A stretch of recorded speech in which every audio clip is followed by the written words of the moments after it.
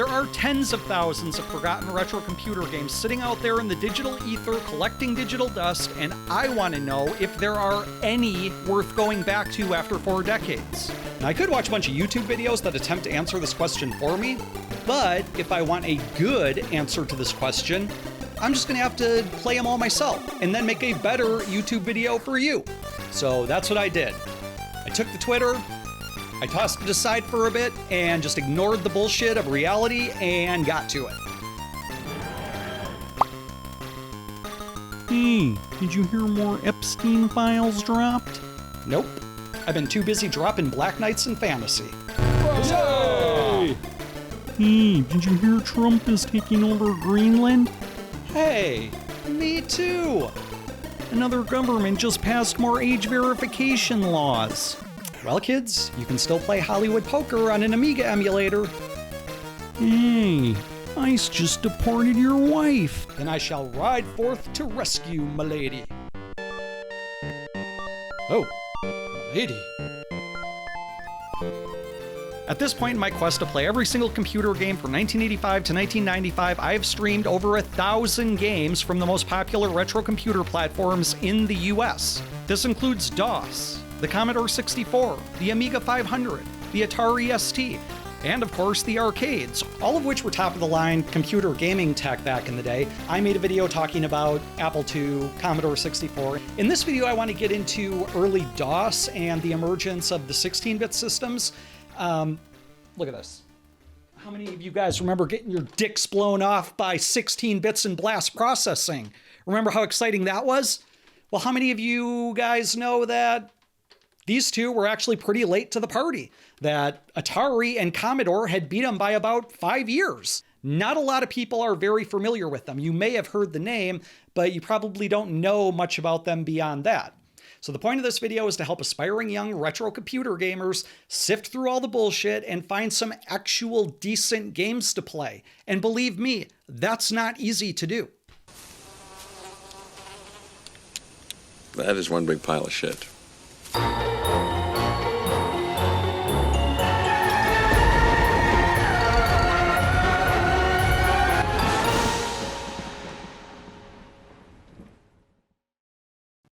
Those of us who are computer gaming in the 80s and 90s will instantly recognize these Paleolithic era graphics.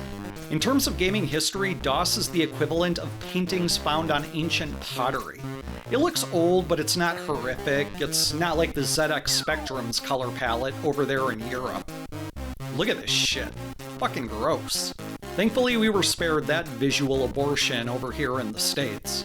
Founding fathers have no idea what they truly spared us from. And I'm proud to be an American. So DOS is definitely better than the ZX Spectrum, maybe not quite as good as the Macintosh's graphics. Some people will say they prefer CGA colors to the bland monochrome. I'd personally rather have the higher resolution.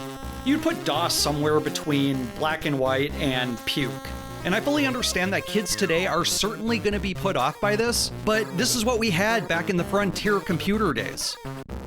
But look, the graphics aren't the problem. The real problem is that if you know nothing about DOS gaming and you go to the internet looking for the best DOS games, you're going to end up seeing different variations of the same list over and over again. I mean, how many times can you watch somebody talk about Secret of Monkey Island or Maniac Mansion for the gazillionth time? Yeah, they're good games, but is there anything else out there? And that's the other thing too, like a lot of these lists don't even start until 1988. You get Maniac Mansion and Pool of Radiance and Pirates, but there were hundreds of DOS games before those came along. And I mean, there's exceptions. I saw Lode Runner from 1983 on a list one time. This was one of the most popular games in the 80s, and I'm sure most of you have seen one of these before. What you're seeing here is the earliest iteration of it. And I saw Rogue from 1984 on another list. Rogue's actually a good one. The 1984 DOS version of Rogue was the only version you could play at the time, so that's a huge win for DOS. By the way, kids, if you've ever been curious about where the term roguelike came from, it came from this handsome adventurer right here. Now that you know the origins of the roguelike genre, make sure you talk about it a lot at parties, especially to girls. Rogue got a facelift in 1986 with the Amiga release. And this is probably the version most people today will want to play. It's not just because of the graphical upgrade, which looks good. I think people today are just going to be more comfortable with the Amiga's menu-driven interface over the keyboard command interface of the DOS version.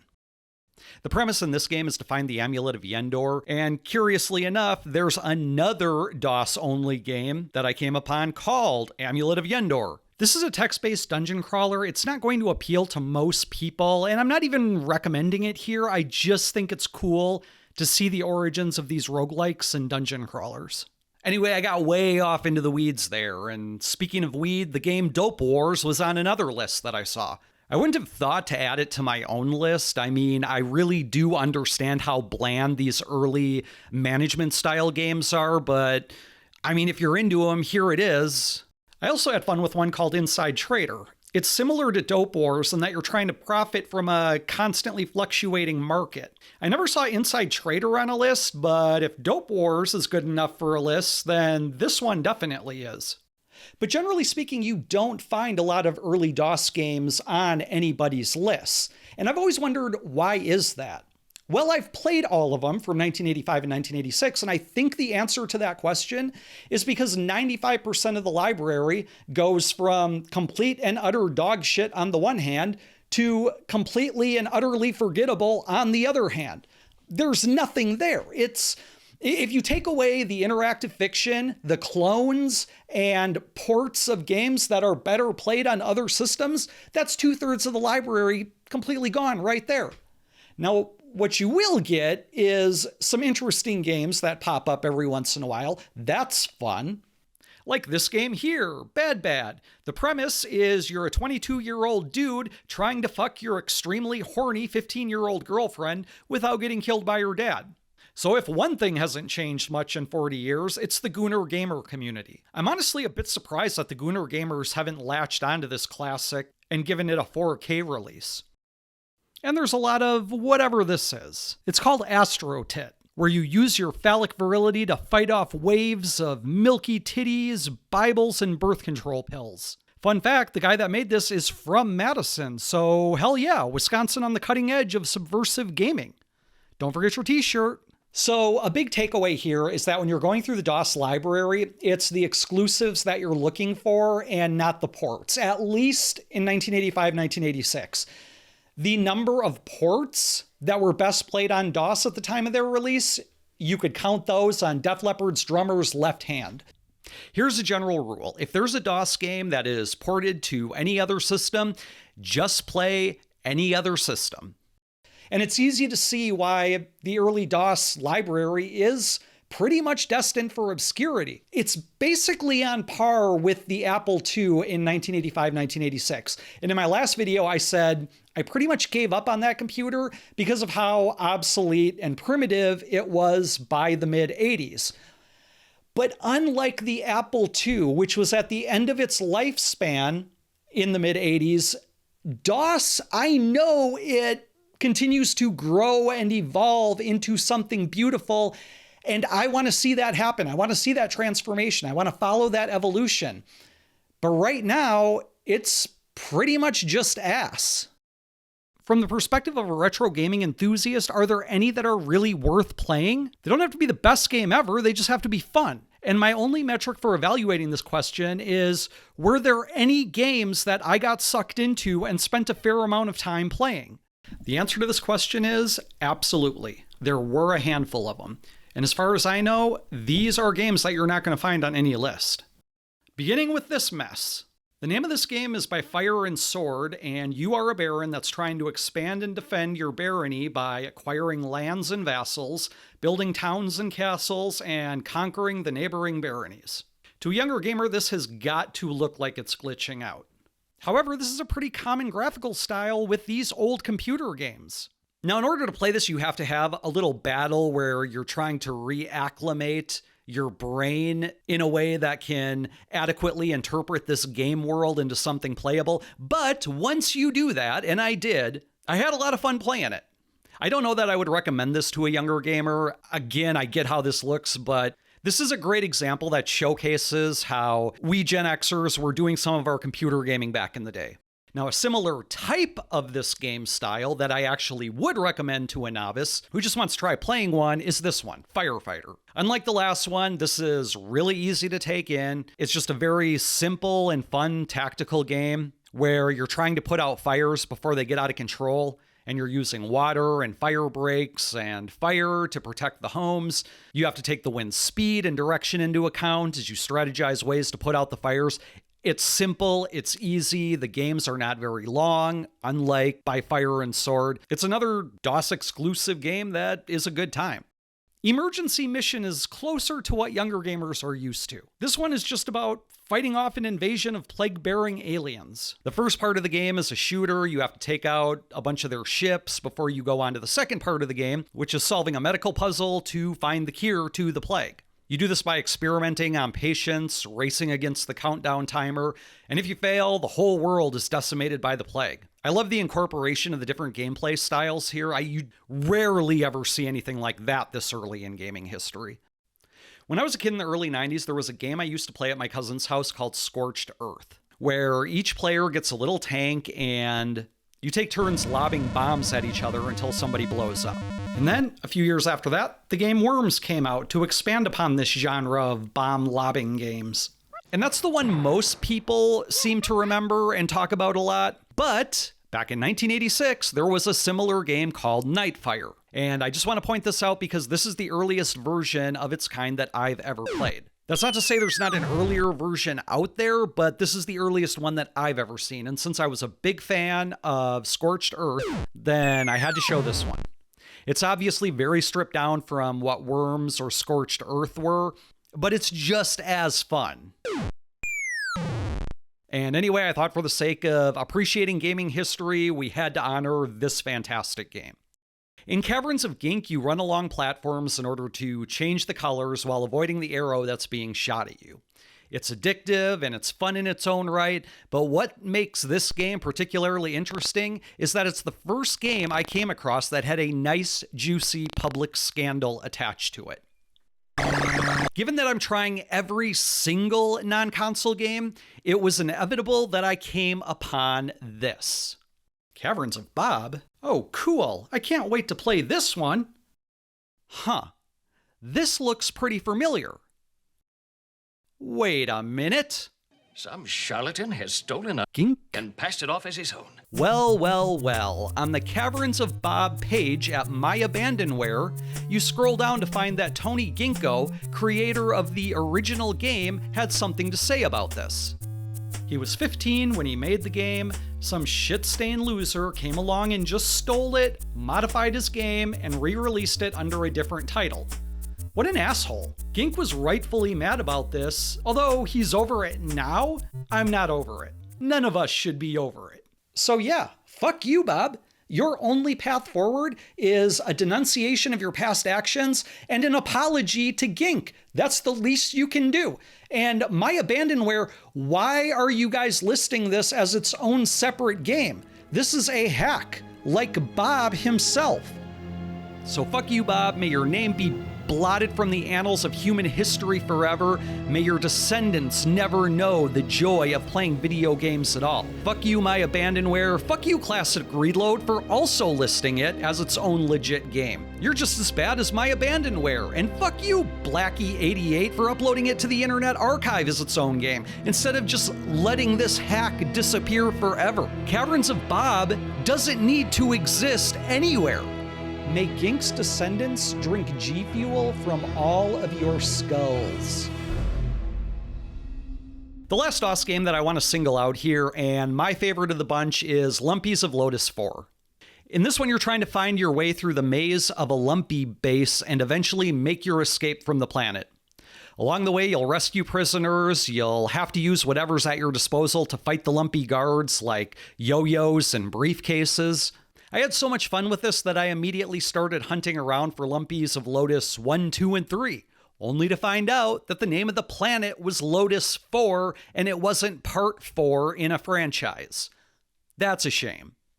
And this one also helped me remember an aspect of 80s computer gaming that I had completely forgotten about. This game was released in the October 1986 issue of Compute magazine as code. And this was something that was pretty common back then. If you go through old computer magazines, you find a lot of information about pieces of code that you can use to fix game bugs or introduce cheats, and in this case, create an entire game. Like I said, I had completely forgotten about this, but my friends and I would do this. You're sitting at home bored on a Saturday afternoon. What else are you going to do? You may as well copy some code out of a magazine or a book and then spend hours and hours typing it all out and then going back over it and typing it out again, going back over it, all just to execute some little program that takes like 2 seconds. And somehow at the end of it, it didn't seem like a big waste of time. It felt like you did something. My conclusion here is that most early DOS games are gonna be pretty rough for younger gamers to actually get into. They're not gonna love the graphical style or want to navigate the often unintuitive keyboard-centered gameplay. And while DOS would go on to become the dominant gaming platform for point-and-click games of the 1990s, back in the mid-80s, there really wasn't a lot to look at yet. It was still just sort of finding its way. While DOS would eventually get all the credit for the point-and-click genre, there was another popular computer that came along that pretty much kicked it all off. I am the Commodore Amiga 500 home computer. Dazzling animation at your command. I am the Commodore Amiga 500, a multitasking home office in your hand. In the mid-80s, while the console kids were being dazzled by the Nintendo and Sega Master System, like the cavemen of the gaming world, the computer kids were already stepping into the future of gaming. The Amiga was a computer that flew completely under my radar as a kid. We had Apple IIs in schools, there were Commodore 64s everywhere, but for whatever reason, I never even saw an Amiga until about 10 years after it had been released. So everything I'm experiencing on this computer as I go through its game library, I'm experiencing for the first time. And in my last video, I talked about the wow factor, how I was playing the Apple II version of Countdown to Meltdown, and then I saw the Commodore 64 version of the same game for the first time. Wow. Well, the same thing happened again, only with the Commodore 64 being on the dumpy end of things.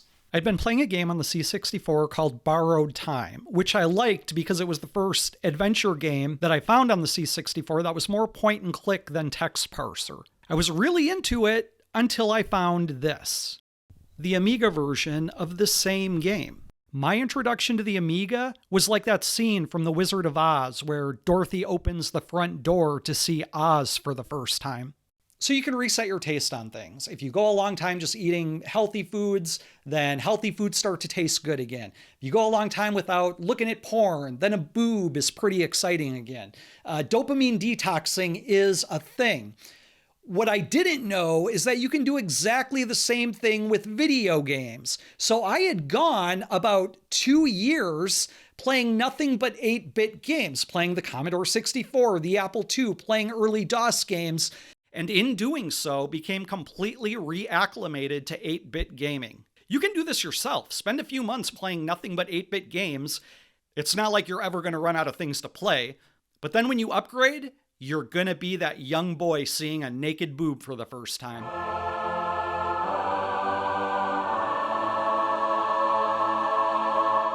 So here's some Amiga games that I love. I don't think they get enough credit, and they definitely deserve to be resurrected from the graveyard of dead video games.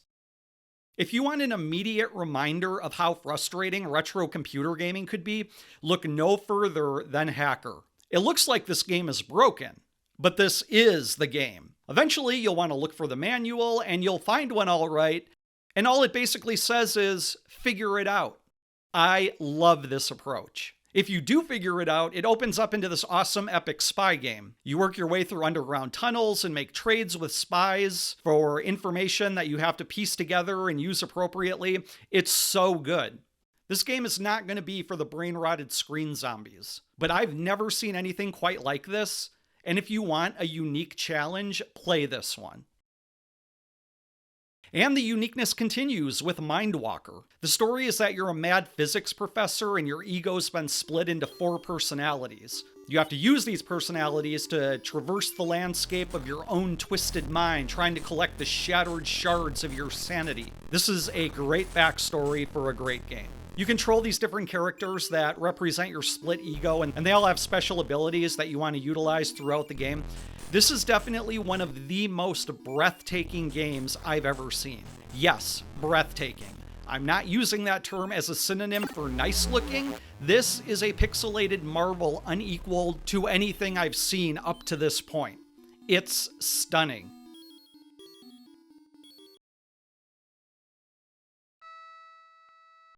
Seven Cities of Gold is an old Conquest-style game.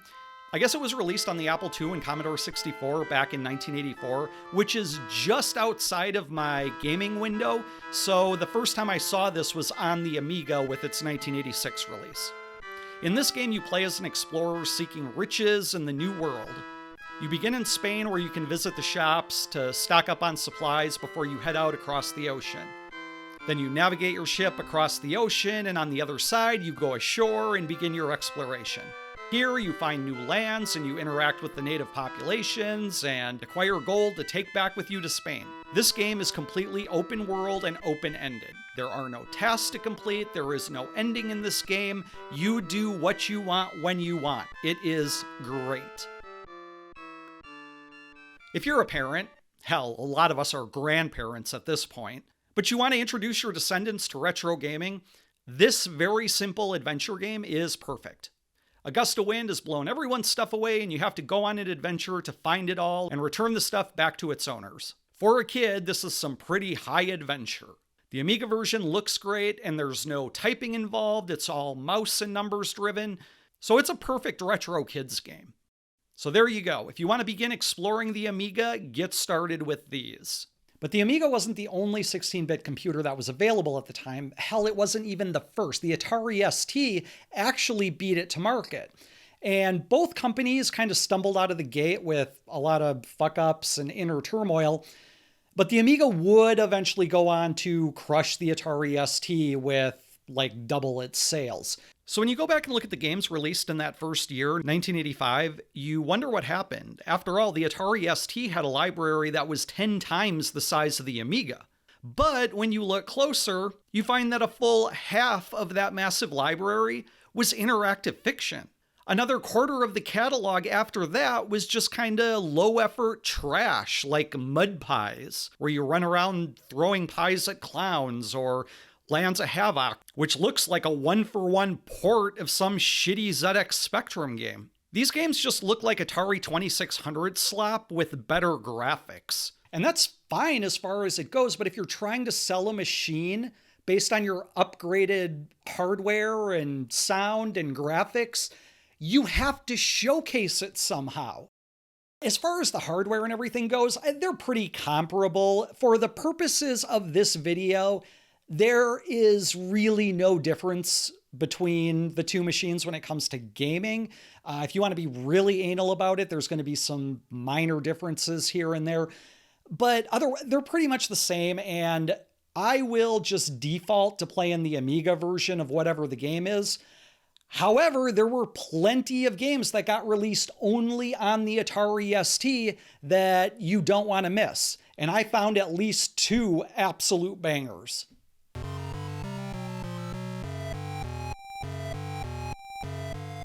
First off, look at this. Look how fucking awesome this is. And after this, you get a 6-minute introduction laying out the entire backstory of the alien invasion of Earth. You start off navigating your ship into a base. If you crash it, you get yelled at. You actually get yelled at every time you fuck something up here. But if you land it, you get promoted. You get to set your country of origin and begin the fight against the aliens. Everything about this game is so big and bright. This is by far the most cinematic Atari ST game I've seen to this point. I haven't sat down to try and give this game a full playthrough yet, but what I've seen already is enough to know that this game is awesome. I don't know what's after this. I don't care. It's gonna be great. I'm coming for you, aliens. During the mid-80s, the company SSI was pretty huge. Early on, they made their name with these complex sorts of grand strategy war games like Colonial Conquest and Battle of Antietam. SSI is a name I see pop up over and over again as I play through the 1980s computer game library, and always in connection with these types of games. But I think it's when they took the grand strategy way of gaming and brought it to the realm of RPGs, that's when they nailed it. One of those games is Rings of Zilfin. This is the first time I've seen a game that's not Ultima 4 do this dramatic opening with the story. You narrowly escape some evil force and begin your journey to find the Rings of Zilfin. It's pretty standard RPG stuff, but it's really well done. Everything is very intuitive and straightforward. You get a nice big game world to explore. If you're a fan of the genre, you will like this game. There is a Commodore 64 and Apple II version of this game, but if you want to play the upgraded version, then you can only play it on the Atari ST. There are so many old, forgotten RPGs out there that I'm having a blast rediscovering. I love RPGs. I'd like to get into more detail about some of the RPGs that I found in the first 1,000 games that I streamed, but that's going to be for another video. Till then, get out there and grab life by the dick. But in your downtime, play some good games. Play these games. Later.